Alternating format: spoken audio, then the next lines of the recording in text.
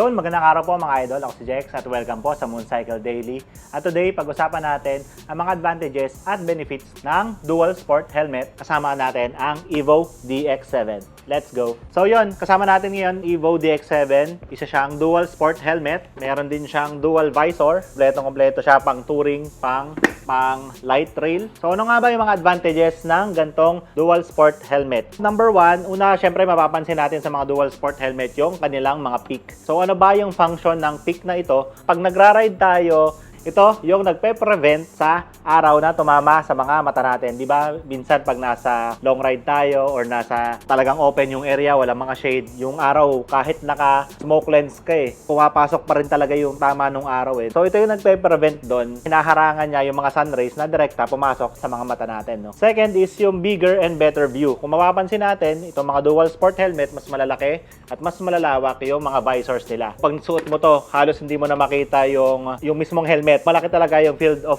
view niya. Kailangan natin yan usually sa touring para mas versatile yung ating view, yung field of vision, at ganoon din sa trail. Number 3, mas malaki yung helmet construction ng mga dual sport helmet, meaning mas maganda rin yung airflow niya. So hindi masyadong mainit pag suot natin itong dual sport helmet. Kaya usually ito talaga yung ginagamit pang touring kasi talagang ang tagal natin sa kalsada no? Kailangan natin doon hindi tayo mag-overheat yung mga ulo natin. Iwas heat stroke and maganda din yung airflow ng mga dual sport helmet.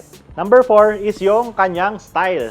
Kitang-kita nyo naman, no? Preference po ang style, no? Pero syempre, kung naka-adventure bike ka or talagang touring yung style of motorcycle riding mo, poging-pogi talaga yung mga gantong dual sport helmet. Nakakadagdag pogi din talaga tong pick na to, no? Number 5 naman, removable din po yung pick nito, no? So, nakakadagdag yung pagtatanggal ng pick na to para sa aerodynamics naman natin. Ngayon, isusunod naman natin, ano naman yung mga disadvantage ng paggamit ng dual sport helmet. So, dahil nga, mas malaki yung construction niya, no? Usually, ang mga dual sport helmet natin, mas mabigat siya compared sa mga full face helmets natin. Parang itong ating Evo DX7, 1,650 siya. Nakadagdag talaga yung weight nung peak and mas malaking helmet construction kasi usually, ang mga dual sport natin, mas may nguso yan. Siyempre, additional material yan, no? Then, ito pang ating DX7, dual visor din siya. Maraming dadagdag na material, mas mabigat yung mga gantong helmets compared sa mga standard full face helmets natin. Number 2, disadvantage niya is generally more expensive ang mga dual sport helmets natin. Siguro dahil mas marami nga siyang material na ginagamit and marami ring advantages ang dual sport helmet,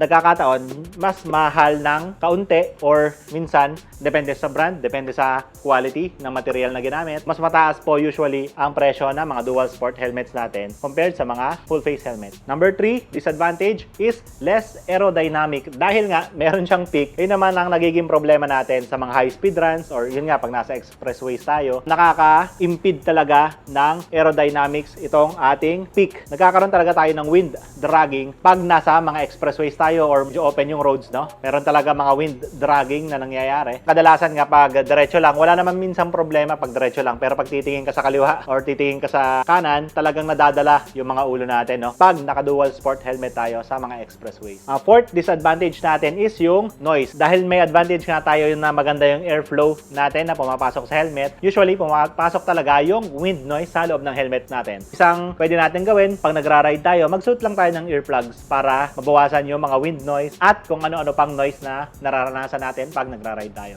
Yun, again, maraming salamat po sa pagsama, no? At available po ang Evo DX7 na dual sport helmet at iba pang dual sport helmet dito sa Mooncycle. At lagi nyo po tatandaan, stay safe, ride safe. Ako po si Jex. Enjoy the ride.